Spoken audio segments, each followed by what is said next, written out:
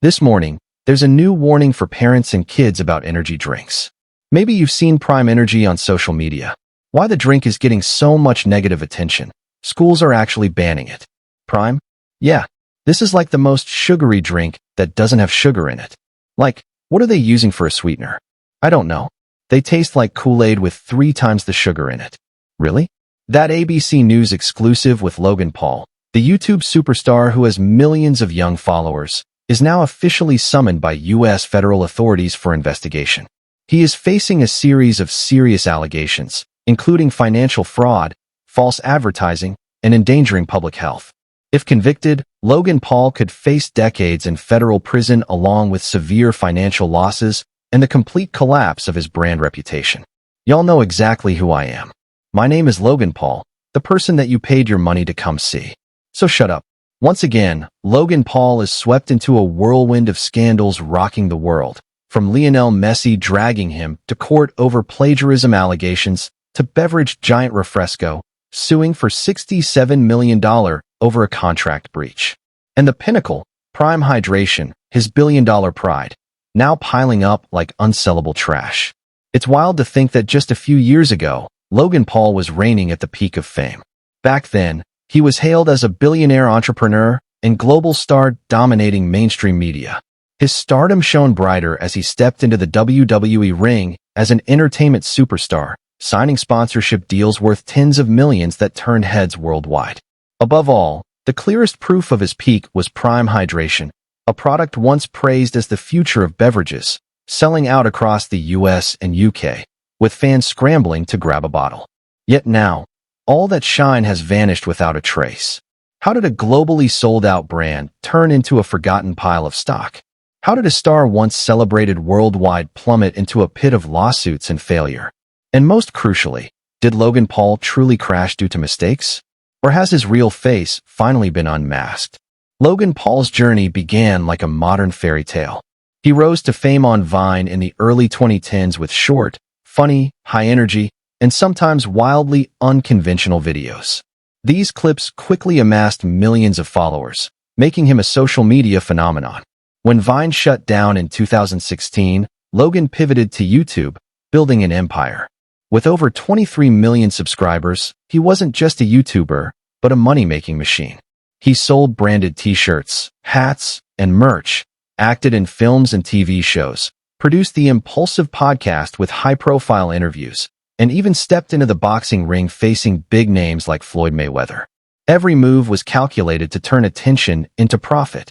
But it all crashed in January 2018 when Logan posted a video from Japan's Aokigahara Forest, known as the Suicide Forest.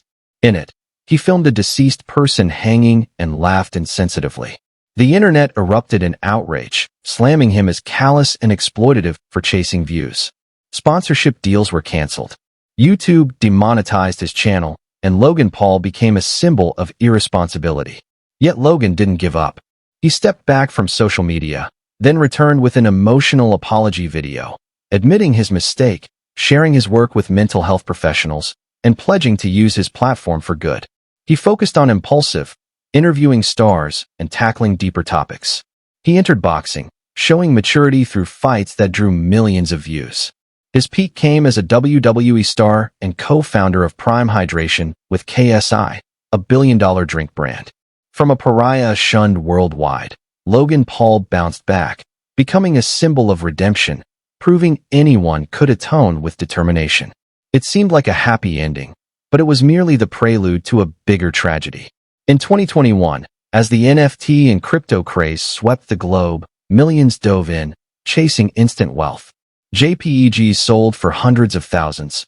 Obscure coins skyrocketed overnight. Amid this frenzy of greed and hope, Logan Paul spotted a new gold mine. Not real gold, but one built on the blind trust of his fans. He didn't just mention CryptoZoo casually. He relentlessly leveraged his influence to hype it. From the impulsive podcast with millions of views to live streams and rapid-fire tweets, he planted the idea that this was a life-changing opportunity.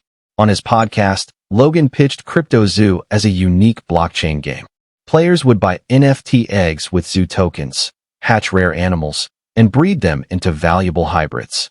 He claimed to have personally invested $1 million, boasted of a huge team behind him, and boldly called CryptoZoo the Pokemon of the 21st century. It's a game. It's a fun game that makes you money. CryptoZoo is a blockchain project that I created about a year and a half ago. You buy these eggs on the blockchain and you can hatch them into what are called base animals, and then you can breed your base animals with each other to create fun-looking hybrids.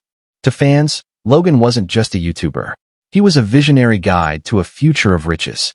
Thousands, from loyal fans to small investors, poured in $18.5 million. But the dream turned nightmarish. The game didn't work. Eggs couldn't hatch, and promised features like breeding or trading never materialized. A player, Helicopter Bob, lost $7,000. An Australian investor lost $500,000. The Zoo token's value crashed from its 2021 peak to under 1% of its original worth. Many went bankrupt, drowning in debt, realizing they had misplaced their trust in their idol.